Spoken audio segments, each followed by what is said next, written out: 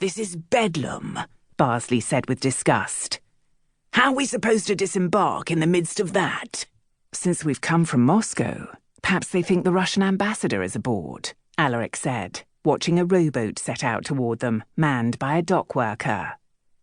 Why in the devil's name would a flock of women come looking for a Russian? Kochubey is a good-looking fellow, Alaric said, as the boat struck the side of the ship with a thump.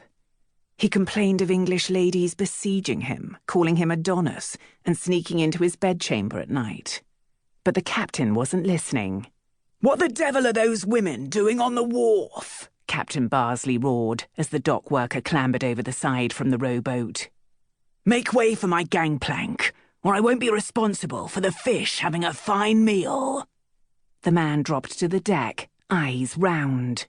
It's true. You're here, he blurted out. Of course I'm here, the captain snarled. But the man wasn't looking at Barsley. He was looking at Alaric. Cavendish Square, London. Miss Wilhelmina Everett Ffynche was engaged in her favourite activity, reading. She was curled up in an armchair, tearing through Pliny's eyewitness account of the eruption of Mount Vesuvius. It was just the kind of narrative she most loved, honest and measured, allowing the reader to use her own imagination rather than ladling on sensational detail. His description of seeing a cloud of smoke shaped like an umbrella spreading ever higher and wider was fascinating. The door burst open. Madame Legrand delivered my new bonnet, her friend Lavinia cried. What do you think? Willa plucked off her spectacles and looked up as Lavinia spun in a circle. Absolutely perfect. The black plume was a stroke of genius. I fancy it adds gravitas, Lavinia said happily, making me look dignified, if not philosophical, like you in your spectacles. I only wish my spectacles were as charming as your plume, Willa said, laughing.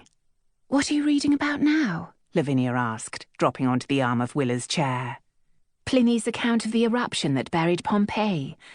Just imagine, his uncle headed directly into the smoke, determined to rescue survivors, and he wanted Pliny to go with him.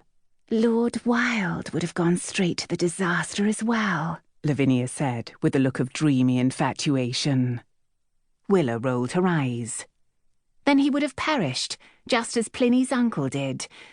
I must say, Wilde sounds like just the type to run straight at danger. But he'd be running toward danger in order to save people, Lavinia pointed out. You can't criticize that. She was used to Willa's scoffing at the explorer, whom she claimed to love above all else, except new hats, and Willa. I am so happy my bonnet came in time for the house party at Lindow Castle, she said. Which reminds me that the trunks are stowed, and Mother would like to leave after luncheon. Of course. Willa jumped to her feet and tucked her spectacles and book into a small travelling bag. I am looking forward to seeing Lord Wilde's childhood home, Lavinia said with a happy sigh. I mean to sneak up to the nursery as soon as I can. Why? Willa inquired. Are you planning to take a keepsake? A toy he once played with, perhaps?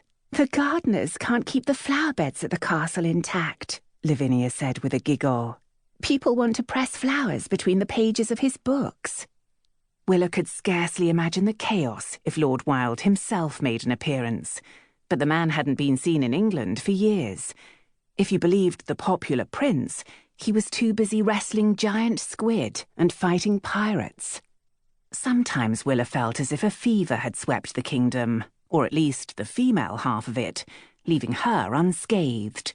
During the season that just ended, young ladies had talked very little about the men whom they might well marry and spend a lifetime with, and a great deal about the author of books such as Wild Sargasso Sea, Wild Sargasso Sea, Wild Latitudes. The only rational response was a snort. Willa was fairly certain that, in person, Lord Wilde would resemble every other man, likely to belch, smell of whiskey, and ogle a woman's bosom on occasion. She tucked her hand under Lavinia's arm and brought her to her feet. Let's go, then. Off to Lindow Castle to burgle the...